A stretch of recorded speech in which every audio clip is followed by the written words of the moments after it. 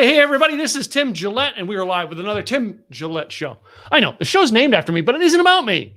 It's about some of the coolest people on the planet. These people are world changers. They're actually doing things. They're out there in the world making an impact, just like you are. Guess what? They've struggled just like you struggled. They've had highs and lows just like you. So we bring them on here to let them hear their story, tell it to you. You can hear it and realize in some cases going, oh my God, I'm normal. In some cases going, that inspires me. I hope today's guest is one of those ones that inspires you. Dr. Debi Silber. I don't even know this lady other than I had a few seconds to talk in a chat before we went live. I'm going to get to know her live on air just like you at the same time. So let's bring her up here and see where she is at. Dr. Debi, how are you? I'm doing great. So looking forward to our conversation. Now, you know, I mean, you actually have the orchard of trees behind you. Now, that is that the wall paper you went for? Amongst the cherry blossoms. But you know what? It's a real picture. I can't do the virtual backgrounds in the world of trust and betrayal, which is what I do. I don't want anybody thinking I'm pulling a fast one on them. So no, Debi, I'm the same way. I can't stand those virtual backgrounds. And I have a lot of clients who use them because we teach people broadcasting, and you watch them, they go like this. Yeah. And you just watch I just don't like them. And I wanted to set something up. And I've always been conscious, like way before live streaming was out. I was conscious about my studio and what was behind me. Right. You know what I mean? You look at my older videos, you got the back of my living room, and from here up, like the couch was at this level behind me and the bookcase was behind it. You never saw the dirty laundry on the floor. Perfect. You don't see what's going on around me either. You just see the cherry blossoms. We're all good. I do put pants on now. I know during the pandemic, we didn't have to for a long time, but I do put pants on anyway. So Debi, where are you? Where do you live? What part of the country? I'm in New York and San Diego, bi-coastal. I go back and forth. 3 out of my 4 kids live there, so there's no way mom is staying away. So you know what I mean? If you had any other states other than California and New York, I wouldn't say this, but since you're those two, I'm like, oh, so you're bipolar, huh? Bipolar and bi-coastal. That's so true. Now, you folks who live in California and New York, I am not picking on your states on purpose. Kind of. So we're in New York. Long Island. Long Island? Okay, so yeah, so I grew up in the Poconos. Oh, okay. Yeah. So my family, you go back in my family history on my mother's side is the founders of the Poconos. That's amazing. And a million years ago, my cousins and my family shared a house in the Poconos by Tanglewood. Tanglewood, right? Yeah. Oh, great memories from that place. Yeah. You know, my mom sold her house about 3 years ago that my dad built in the 1980s, backside of Camelback Mountain. Oh, okay. Yeah. What a great place. Beautiful deer walking around. Just a beautiful place. That's the one thing my mom hated about leaving. I mean, she had 1.5 acres of land and she was a single lady in her 70s. It's like not good for that, but still it was like she'd get up every morning and she could watch the foxes run, the deer, the rabbits. It's like everything just was out there and for you to be able to see out there. And I love that too about the Poconos. So nature, just beautiful. Yeah. First learned how to pick blueberries out there. I did too. Blueberries, black raspberries, strawberries. Yeah. No wild ones. We had wild ones up by us. Yeah. The good stuff. Yeah. Yeah. So then you go to San Diego. So you have offices in both places or just homes in both places? Homes in both. Yeah. So it's would just bounce back and forth, plunk myself down. And as long as I have my laptop, I'm in business. I run the PBT, Post-Betrayal Transformation Institute, but we've been for the last year completely online. So if I have a computer, I'm good to go. Cool. So yeah, is it now your business now? Is that a counseling business or is it consulting? Or explain it to us a little bit. Yeah, it's based on I did, and I can get into the whole backstory, but I did a PhD study on it was in the PhD was in transpersonal psychology of transformation and human potential, because I was changing so much after two horrible betrayals, my family and then my husband. And I just needed to understand this and needed to understand how the mind works, why we do these things. Anyway, did the study. That study led to 3 groundbreaking discoveries. And one of them was that there are these 5 stages we go through if we fully heal. Put that into a program, it blew up. And then I needed to leverage myself. And I was like, okay, well, how do I do that? Created a coaching certification for coaches, doctors, healers. That blew up. And I said, okay, well, what would happen if we put everything that works under one roof and leave out everything that doesn't? And that's become the PBT Institute. So there's nothing like it that exists. That is unique now. Yeah. And when I find that, again, that's what I find in most of the people I interview on the show, Debbie, is there's somebody who just, we've got to fix this niche in the world. All right. And, how do we simplify it? Because like last thing I need to do is to be the complications of making this all work. Yeah. How do I make a streamline and get to helping people? And that's it. That's exactly what we are.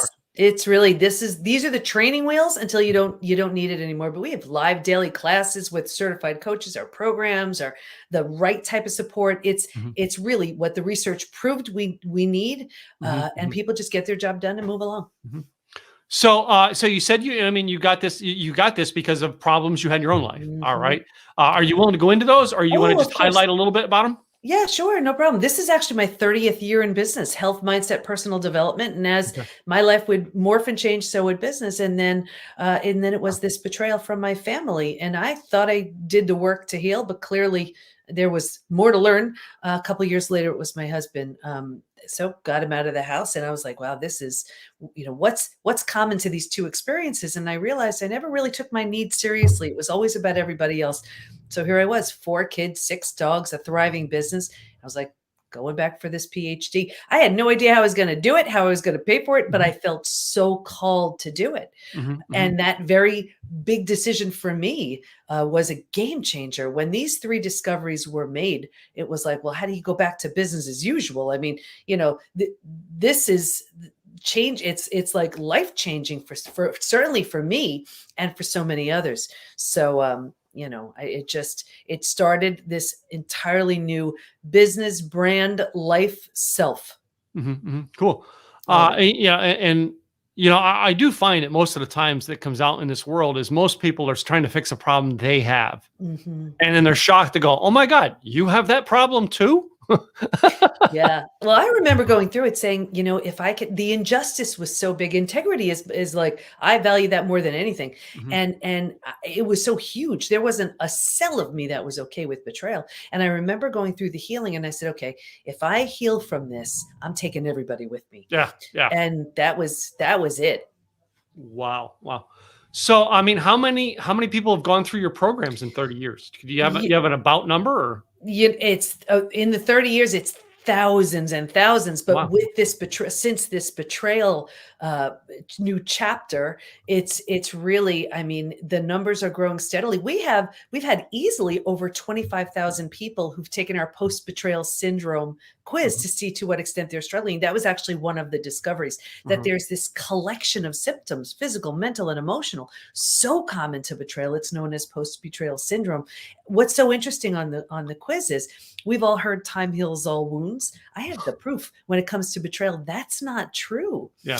Because people write things like, my betrayal happened. There's a question that says, is there anything else you'd like to share? And people write things like, my betrayal happened 40 years ago and I can still feel the hate. My betrayal happened 35 years ago. I'm unwilling to trust. My betrayal happened 10 years ago. Feels like it happened yesterday. So we know betrayal is a very different type of trauma that does not heal like other things. It needs a very specific protocol. Yeah. Yeah, I can tell you, I could probably list the stuff that happened to me 45 plus years ago. You're right. It's still there. All right. And, I mean, I had to learn to be forgiving. And even some days when mom brings it up again, coffee, I still talk about it.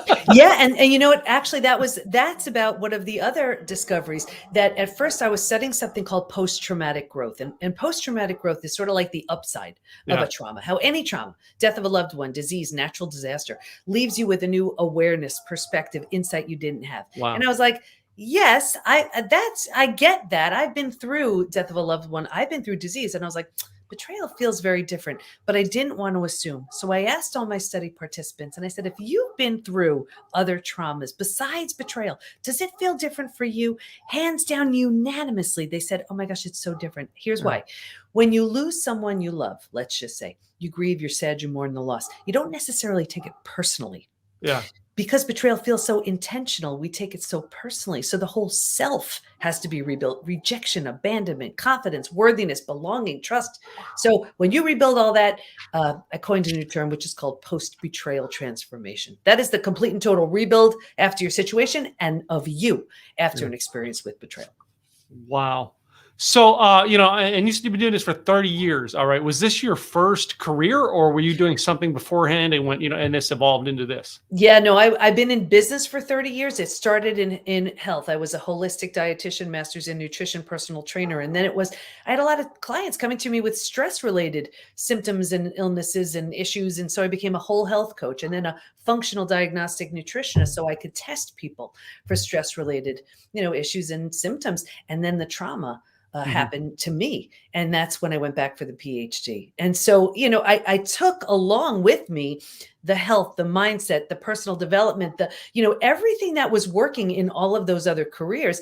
And we use it within the PBT Institute. And even our certified coaches, they're coming in with 10, 20, 30 years of trauma, chronic pain, and then they specialize in really cool things like narcissism, reconciliation, addiction. And the whole idea is anybody coming in finds who they need to work with and gets their job done.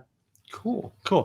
So, I mean, and when you were younger, I mean, did you think this is where you're going to go in health, or as a kid, did you want to be, Wonder Woman? Yeah, Wonder Woman. Cool outfit though. I mean, I had a double major in TV production, broadcast journalism, and minor in speech. I thought I was going to be sort of a producer behind the scenes doing all kinds of TV work. And I'll never forget how I was working in that business. And my last semester of school, I didn't have any classes. It was just because I was in New York. It was all projects in New York City and on Long Island. And it was an amazing experience. Got into that field. And I realized, here I am sitting in these edit rooms till 4 a.m, just so the credits roll and you see my name. And I was like, what am I doing? It didn't feel rewarding for me. Yeah. For other people, very rewarding. And I realized, I want to help people. That's really it. And I had no background in health at the time. So that sparked really, I was like, okay, I want to help people. And I started a business I became certified as a personal trainer while I was going to school for this dual MSRD, master's in nutrition, a registered dietitian. That business took off. Yeah. And it took off because I remember giving away 2 sessions at a goods and services auction at a nearby temple. There was a whole thing going on. I gave away two sessions. The person who was bidding, the person who won never called. The runner-up, I wound up seeing 3 times a week for 10 years. Wow. And that was the beginning of my whole business. Wow. And most people would not think to give away something at a charity event like that. And that was the foundation.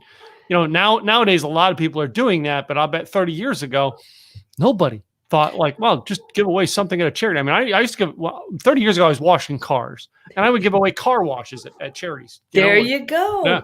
Yeah. It was just one of those things. And then, you see someone 3 times a week for 10 years, they're looking great. And so then it would be, oh, you look good. Then, and before you knew it, business was born. I mean, it's I always, ask what people go in, what they wanted to do when they were growing up. And it's unique that, you're like the opposite of where you went. Oh, opposite. Yeah. This has absolutely nothing to do with what I originally thought I'd be doing. And here's what's so interesting. People come into your life. I call them these little angels. You have no idea the impact they have, because I'll never forget, here I was now, 10 years of student loan debt in a field I'm no longer interested in.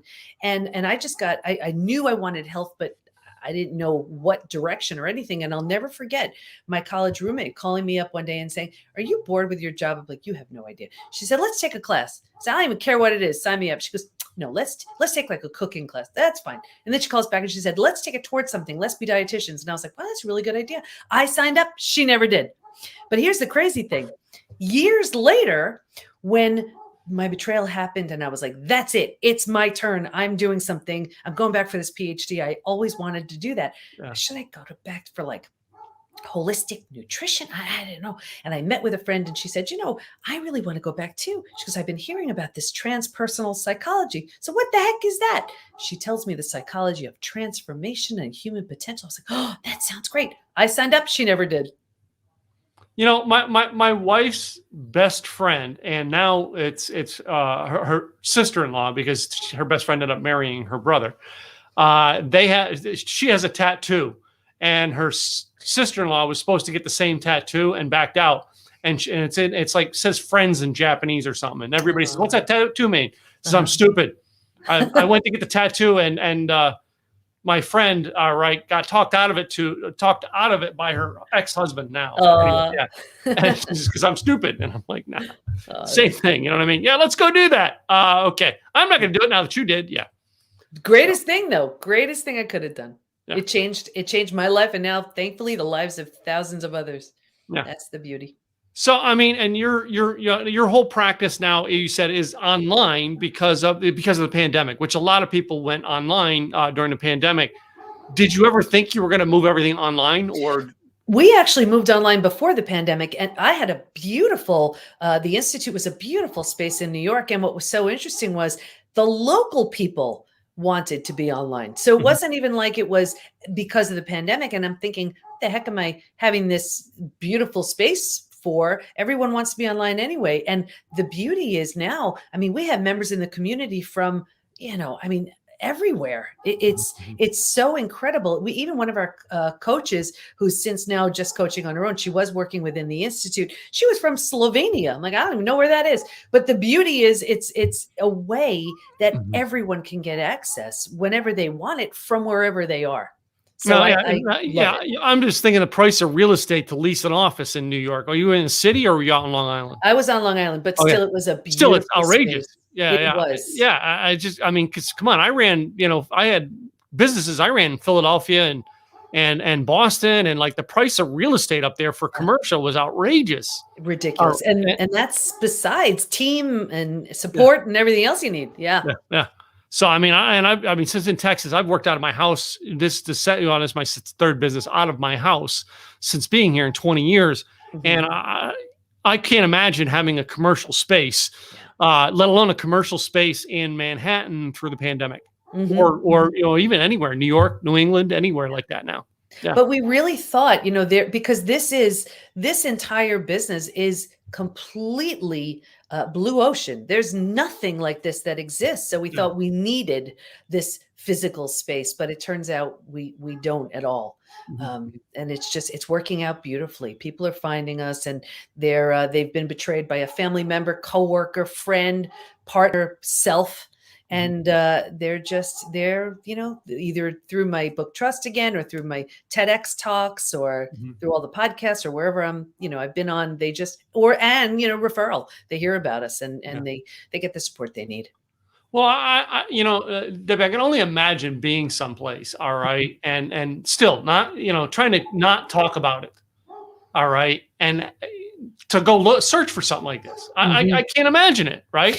I can't, because I go out in public, I meet this guy at Starbucks. I'm not openly talking about this stuff. I'm sure it's going to come out in my conversation if I met you in public, because you're going to read that, all right, in me, all right, in the fact that there's damage in the history. Damage always shows its face. Yeah. But I wouldn't know where to do a Google search for this. Yeah. And here's the challenge with betrayal. First of all, you're in a club you never wanted to be in. And, and at a time where you need support the most, you're the least likely to seek it. And so often the person who's been betrayed is protecting the betrayer, because that person is well loved. They don't want to just, cause a whole big ruckus with the family, whatever. And so it's doing way more harm than good, because that was the reason why I wrote Trust Again. I was like, at the very least, if they don't want to talk to anybody, because the wrong support does way more harm than good. But if they don't want to talk to anybody, they don't want to seek out support with the right type of community and help, at the very least, they have a book that can literally walk them through the 5 stages of betrayal to breakthrough. That was the third discovery. There are actually 5 stages we go through. If we are to fully heal, the majority of people get stuck in stage 3. You may even be one of them. I could. Let's go through the stages right now, if you don't mind. Sure. So this was mind blowing because now there's a roadmap to heal. Now healing is truly predictable.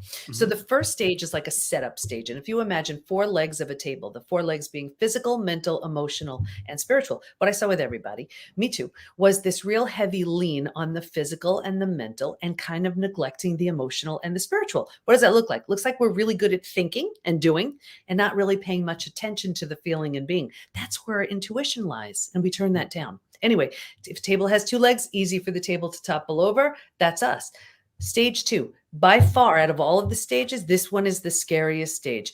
This is shock, D-Day, discovery day. This is like when a person takes a mask off saying, no, no, this is who I've been this whole time. And it's the breakdown of the body, the mind, and the worldview. So right here, you've ignited the stress response. You're headed for every single stress-related symptom, illness, condition, disease. Your mind is in a complete and total state of chaos and overwhelm. You cannot wrap your mind around the information you just learned. This makes no sense. And your worldview is shattered. Your worldview is your mental model. This is how life works. These are the rules. Trust this person. Don't go there. You know, like all the rules that govern, prevent chaos. And in a moment, it's been shattered. The bottom is bottomed out on you, and a new bottom hasn't been formed. It's terrifying. But think about it. If the bottom were to bottom out on you, what would you do? You'd grab hold of anything and everything you could to stay safe and stay alive. That's stage three. Survival instincts emerge. It's the most practical out of all of the stages. If you can't help me, get out of my way. How do I survive this experience? Who can I trust? Where do I go? How do I feed my kids? Right? Mhm. Here's the trap, though, and this is why this is the most common place to get stuck. Once you've figured out how to survive, because it feels so much better than the shock and trauma of where you just came from, you think it's good. So you're like, okay, all right, we got this. And you start planning routes here. You have no idea there's a stage 4 and stage 5 waiting. And 4 things start happening. The first thing is you start getting all of these small self benefits. You get your story, you get to be right, you get someone to blame, you get a target for your anger, you get sympathy from everybody you tell your story to. You don't have to do the hard work of learning how to trust again. Should I trust you? Should I trust you? I'm not trusting anybody. And you start planting deeper roots. The next thing that happens is because you're here longer than you need to be, longer than you should be, now your mind starts doing things like, well, maybe you deserved it. Maybe you're not that, all that. Maybe this, maybe that. And you're planting deeper roots. Because like energy attracts like energy, now you're calling people and circumstances and relationships towards you to confirm this is exactly where you belong. It gets worse, but I'll get you out of here. Yeah. Good. Please, please don't leave me stuck here. I'll never leave you stuck here because this feels so bad, but you have no idea there's anything better. Right here is where you resign yourself. You're like, I better figure out a way to just be okay with this because this is as good as it gets. So here's where you start using food, drugs, alcohol, work, TV, keeping busy, reckless behavior to numb, avoid, distract yourself from what's so painful to feel or face. So think about it. You do this for a day, a week, a month. Now it's a habit. 5 years, 10 years, 20 years. And I can see someone, I'm not kidding, 20 years out and say, that emotional eating you're doing, or that drinking you're doing, or that numbing in front of the TV you're doing, do you think that has anything to do with your betrayal? And they would look at me, Tim, like I'm nuts. And they would say, are you crazy? It happened 20 years ago. All they did was put themselves in a perpetual holding pattern of stage 3. Does that make sense? Yeah. Yeah. Yeah. So anyway, if you're willing to let go of those small self benefits and everything else, you have to grieve, the bunch of things you do, you move to stage 4. Stage 4 is finding and adjusting to a new normal. Here's where you acknowledge, I can't undo my experience, but I can control what I do with it. And I always use this example of if you've ever moved to a new house, office, condo, apartment, like you mentioned that you moved, you don't necessarily have everything with you. It's not quite cozy yet, but it's going to be okay. And when you're in this stage mentally, you start turning down the stress response. So you're not physically healing just yet, but you stop causing the massive damage you were causing in stage 2 and stage 3. This is what's so interesting about this stage also. If you were to move, and when you think back to your move, right, you don't necessarily take everything with you. You don't take the things that just you've outgrown, that don't represent the version of you want to be in that new space. And what I saw was if your friends weren't there for you, if it was that like misery likes company kind of group, whatever, you don't take them with you right here.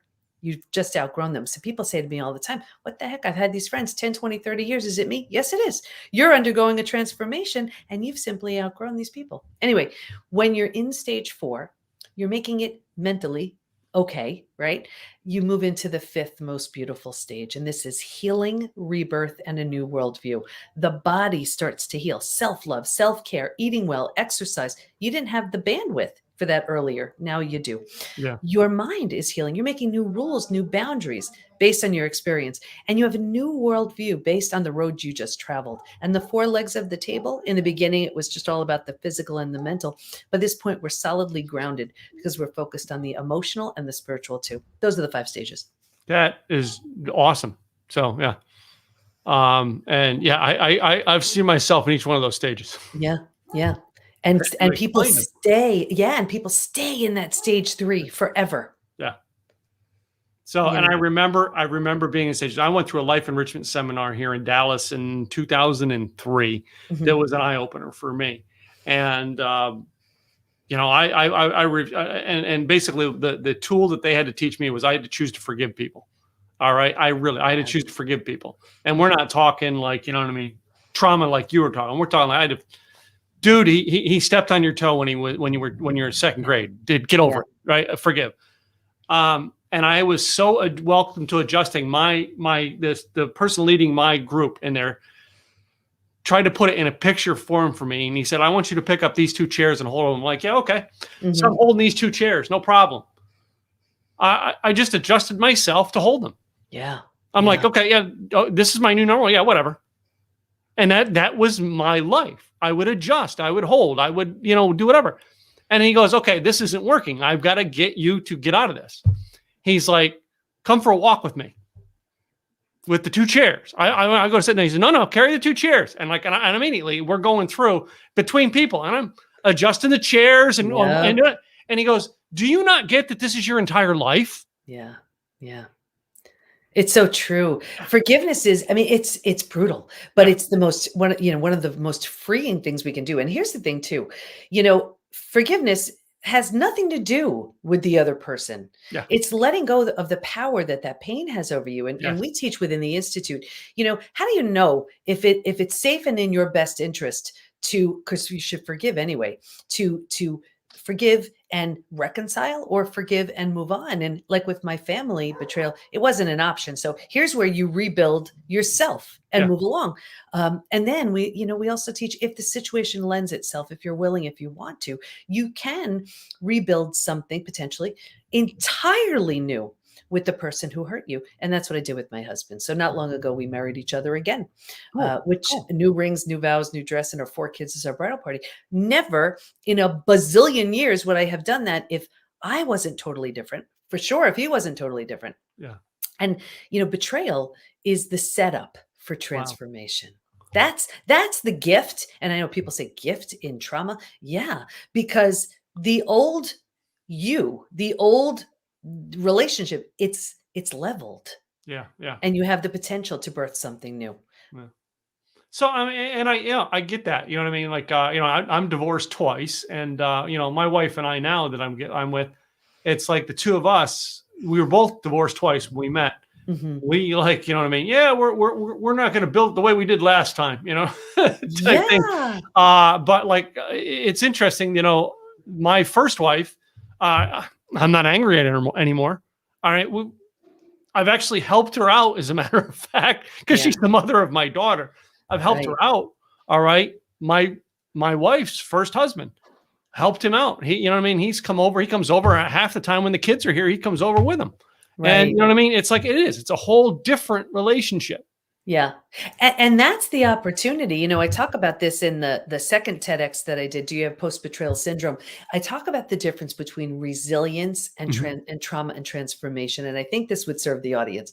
So resilience is bringing back, restoring, and you need that for your everyday. Trauma and transformation, it's a whole different thing. So imagine there's a house, and let's say the house needs a new boiler, and you get a boiler. That would be resilience.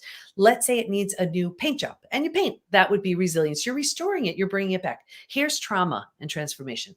A tornado comes by and levels the house. Yeah. A new boiler's not fixing it, and a paint job's not fixing it, right? But here's the thing. You do have every right to stand there at the lot where your house once stood and say, oh my gosh, this is the worst thing ever. You'd be right. And if you called over everybody you know and say, take a look, isn't this horrible? They'd all agree. You have every right until your last breath to kick and scream and cry over the loss of your house. However, if you choose to rebuild, you don't have to. Why would you build the same house, right? Yeah. There's nothing there. Yeah. Why not give it everything the old house didn't have? That's the potential. Yeah. Wow, that's a good analogy. I like that, Deb. So yeah, cool. Well, I mean, I noticed you said you wrote a book, and one of the things I've always found, Debbie, and people writing books. I mean, I did a couple myself. That's my first one back there, and but most people, I think, with a book like this, of how much this is going to impact future generations. Mm-hmm. I have on my desk, because it's one of the books I'm rereading again. I don't know if you've ever seen it. Have you ever seen that book? Yes, I have. Written in 1923. All right. That book is 98 years old. Yeah. And it is still something that Tim Gillette picks up and reads to you know what I mean, to learn more. Mm-hmm. I mean, and that's it. Your book, when we write a book, we're actually touching future generations with it, because we don't know who's going to pick it up. And that was the idea. And I've written a few too, but Trust Again was, well, first of all, it was really, when I did this study, this is essentially my dissertation. And even from a time standpoint, I'm like, I have over 250 studies. I spent over 500 plus hours here. The math doesn't work if only 3 people read it, my committee, so I made it much more reader friendly. And the idea is the 5 stages are mapped out with experiential activities, walking you from one stage to the next, the 4-step trust rebuilding process, my story, my study participants' stories are all in there. So it's the kind of book that you don't read. It's the kind of book you do. Well, that's it. You know what I mean? And I've seen a couple of them over the years, the experience type book. And I mean, and I actually, when I did my first book, I sold at a conference that I had a table at, and a lady that I knew picked up a copy, and I just was getting the book out to help my business. I really wasn't thinking about how the people I was helping at the time. I just was like, my coach said, Tim, write a book. Okay, did that. Here we go. Yeah. And when I got a call from a lady who said, I read your book on the plane on the way home. And I immediately gave it to my boyfriend when I got home. And we both want to thank you for the seed you've sown into our life. And I'm like, okay. I didn't think of it as highly, because we don't, we don't think about things. We just do them. Okay. Yeah, we do it. All right. I feel this has to be done. Let me just get it done. That's it. All right. And that was when I did mine. But that's it. You know what I mean? That's where I learned this book is going to touch future generations. And that's why this one's always on my desk. Yeah. Almost always. It's because I come back to that factor all the time of, when I'm dead and gone, the book's still here. That's it. That's it. And with Trust Again, this is the kind of thing, and it was an important book for me, because I said, first choice would be to prevent betrayal. But seeing what it leaves, seeing the cleanup that's left in the wake of a profound betrayal, when the heart's shattered in a million pieces and your sense of safety and security, the most basic things we need, are completely destroyed. If I can't prevent it, at the very least, let's quickly get someone healed from something that's traumatic. It's so good that you've thought that through and got that out there. And, it's putting the tools and putting the tools out there. And if you could avoid it. But if you can't, get the help you need. That's it. And when I see every day within the Institute, people coming in and just being out there, I see that most people are stuck in stage 3. So I'm working on the next book, and I'm hitting that stage 3 hard. Cool. Yeah. I love it. So, there is a question that I love to ask every guest on my show. And Debbie, this goes back to a job I had in 1987 in Tewksbury, Massachusetts. All right. I had a boss who gave me advice on how to run the job. It turned out to be life advice. And I'm going to tell you that advice. And I'm going to hopefully, you have a story like this of the life advice that you have. But mine was, that boss said, Tim, I want you to run this part-time job from 4 o'clock to 9 o'clock at night, like you own this business. And since then, Tim learned to take ownership of everything he does in his life. Did someone give you any advice when you were younger that it may have been, hey, this is just advice to get through the game, and it turned out to life advice for you? This actually, it's going to sound weird. It just showed up in my head one day, and it was something that I've been saying to clients for the last 30 years. You could apply it no matter what the topic is, and it will work. It's a mantra that just works. You insert the topic. You ready? Yeah. Easy now, hard later. Hard now, easy later. Take your pick. It's going to be one of those two. And it's so true. And like I remember starting out with health and weight loss clients. Easy now, there are the cookies and I want them. Hard later, I can't button my pants, right? Or hard now, I really like those cookies, but I'm going to have an apple instead. Easy later, look how great I feel. Yeah. Regardless of the topic. And I see with so many people who are stuck, who are struggling, it's because very often they're taking that easy now. Yeah, exactly. Road. Easy now, easy now. I'm going to numb, avoid, distract myself. I'm not thinking about it. I'm not going to look at it. Hard later, there it is. Well, we see that we're seeing that now with our current generation of kids coming up. So many of them are picking the easy now, and unfortunately, we have to learn that. They'll have to relearn that later. So it's interesting because you say that because it's one of I do this thing in my speeches called 4 Guarantees to Life, and like my number 2 is I guarantee you're gonna have to do something you don't like. Yeah. So why not go do the things you don't like now to get the job done, so you can do the things you like later? Exactly. And it's the same concept. I love it. So. Yeah.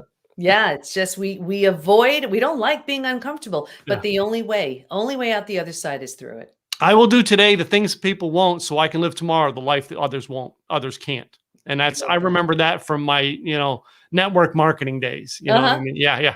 So, so interesting. It's been a great having you on the show, Deb. Oh my God, so much information. What is the best website that people can get a hold of you?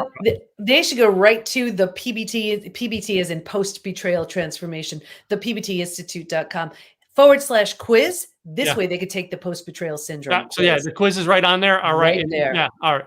Is the quiz, if they just go to the main site, is there a button right there with the quiz? They'll see take quiz. And I really recommend that because they will see exactly what they're struggling with, like symptoms where they're like, oh, I thought, it's because of stress. It's because of aging. No, it's not. It's because of your unhealed betrayal. Wow. Interesting. So, well, it's been interesting hearing this information today. All right. And finding out about you because you are one of the coolest people on the planet because you've been on my show. Good to know. Yeah. But before you go, all right, I have a little game. I've outlined 9 questions, this or that you get to play. Are you ready to play a game with me? I'm ready. All right. My number 1 question I ask everybody is Star Wars or Star Trek? Star Wars. Star Wars. Are you still into the newer ones or no? No, just the old ones. The old ones? All right. No, I know I've kind of like the most recent, like the Last Jedi type one. Yeah. I like that one too, but that middle range that came out in the early 2000s, we can skip that altogether. I'm stuck in the 80s, 70s, wherever. Are you a 70s girl or an 80s girl? I am 70s. Okay, so I wake up every morning too, because I have this automated music in my condo, to the Styx channel. Oh, love that. I actually had my picture taken with Styx a couple of years ago. I have a really cool picture if you look on my Facebook of me taking with Styx. And they said you can do any photo you want with the band as a cool photo. And I just said to the guys, I says, I'm going to do this. And you guys all point to me like I'm the rock star. And they did it. And Todd Zuckerman, the drummer, said to me, he says, that's the coolest freaking photo we've ever done with somebody. I'm like, good. It's an experience for all of us. So my next question, I'm going to go into some clothing options for you, New York girl. Heels or boots? Boots. Boots? Like, you know what I'm talking, because I'm from Texas now, boots, right? Yeah.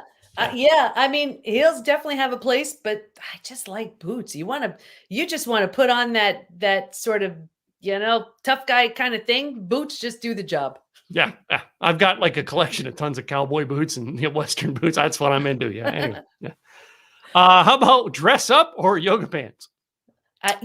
Never, ever, ever do I wear yoga pants. Yeah. I think it's been the secret of me maintaining within like a 10-pound range since I'm 18. Yeah. So whatever the other choice was, it's jeans. It's jeans every day. I wear jeans and dress shirts. I have for years. And it's like, cause I knew Zig personally. Zig Ziglar told me, Tim, don't get a suit. This is what you need to dress as. And I'm like, okay. You said so, Zig. I'll take your word for it. I'm going to take it. You have to be comfortable, right? Because otherwise you don't sound right. You don't look right. You don't walk right. Yeah. I actually have it in my contracts that I speak in jeans because I went in one time to a country club, Mm-hmm. and I don't have dress pants. And they said, you have to have dress pants to come in. I'm like, I'm the speaker today. And I'm like, Yeah. I couldn't speak because I didn't have pants, right? So now I have it in my contract that if I can't wear jeans to speak and it happens again, they have to pay me. Wow. I learned that lesson one time. Yeah. Anyway. Yeah. Yep. So I'm going to move on to food products. All right. I know you, you grew up same part of the country as me. So let's see if you have the same thinking of me. Hamburger or taco? Oh, tacos. Tacos? All right. I'm a hamburger guy, but I live in the South and love the tacos down here. Yeah. So yeah. I mean, I grew up with burgers, but I think I just got so sick of them. All right. Here we're going to tell whether you're really a New Yorker or a Californian. Okay. Beer or wine? I don't drink. You But don't if drink? I did, it would be wine. Because some people I ask the question about which whiskey or moonshine. All right. You know what I mean? My grandfather made moonshine. So Oh boy. Yeah. No, I don't drink. You know why? Because I love chocolate and there's just not room, for yeah. both. Chocolate goes with certain things. You know what I mean? There's certain things go with certain things. I did learn that in my years of working for Starbucks of flavor. Right.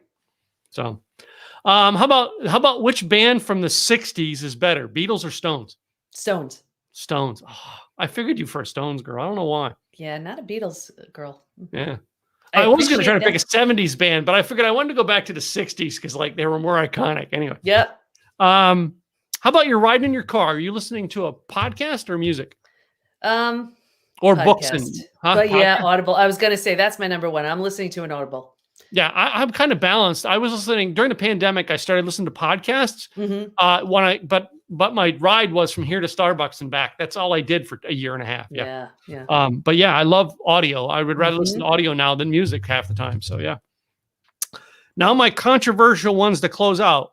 In your house, does the Mhm. toilet paper go over on the roll or under? However it lands. we like don't sweat the small stuff. As long as someone puts it on, I'm happy. Oh no, Debbie, I've had people on here are like the most woo woo, rainbows, unicorns, love. Why can't we all get along? And you ask that question, and like fangs come out. And I'm like, Wow. what happened to like let's all get along there? Yeah, not really something that I sweat over. No. Yeah. So my last one could be controversial, and yes, I still ask the ladies, and that is boxers or briefs. Boxers or briefs? Briefs. Briefs. Okay. So yeah, I actually asked that to a guy one time, and the podcast ended up going on 30 minutes talking about what underwear we like to wear. Right. Only But it's really those boxer briefs, so it's kind of both. So Yeah, just to confuse you. I've gotten down to too. My wife she says, yeah, they look cuter on you too. And I'm like, okay, honey, if you think so, I'll wear them. Whatever you say, honey. That's it.